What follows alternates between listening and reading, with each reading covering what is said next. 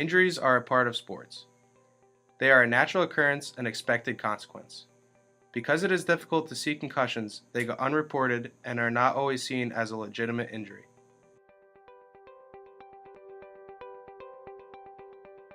A concussion is a minor traumatic brain injury that can occur when a head hits an object or when a moving object strikes a head.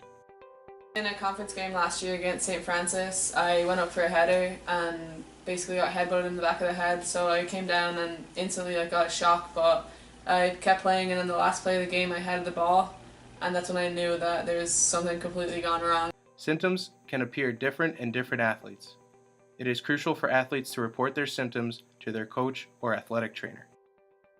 Even outside with the light, I couldn't even be outside, I had to wear sunglasses. The sound of cars sounded like so much louder than they normally would. So basically light and noise just affected everything.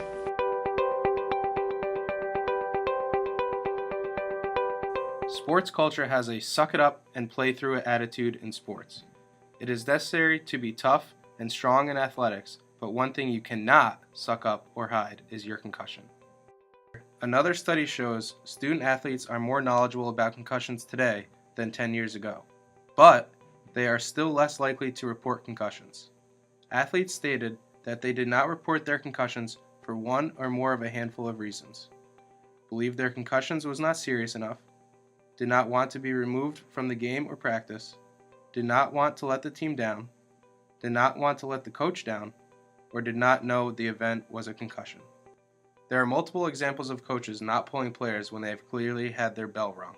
In the 2014 college football season, Michigan's quarterback Shane Morris received a straight blow to the head from a defensive player that was diagnosed later in the week as a concussion.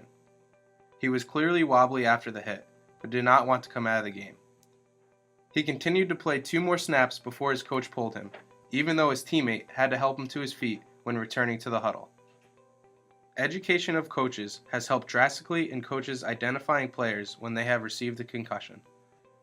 The Heads Up Concussion movement to educate youth football coaches about the signs and symptoms of concussions has led to 77% of coaches being able to identify an athlete with a concussion, leading to an increase in coaches removing players from practice and games when showing symptoms. As a coach, we always defer to the athletic trainer. They're the experts in the field. The first step in a concussion is recognizing it when it happens on the field. Often there's a head collision, which is not a concussion, but at this time, any time where we do see a bang of heads, our first step is to notify the athletic trainers and make sure that the players are looked after very quickly.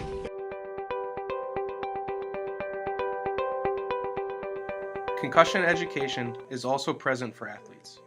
However, education for athletes has not seen as great results in terms of increased reporting, according to the head athletic trainer at Penn's study. He found that athletes are knowledgeable about concussions, but they continue to not report them. Reporting a concussion or concussion-like symptoms will mean sitting out in the short term, but it will allow for a longer career, healthier life, and will limit the risk of long-term side effects. What can happen if you do not report a concussion is something called second impact syndrome. This has to do with obtaining another concussion while experiencing symptoms from your first one.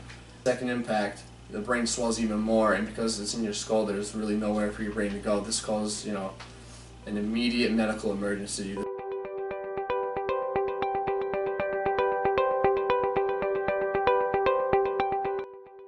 The NCAA, NFL, and other professional sports have input mandatory education for athletes and coaches along with mandated return-to-play procedures.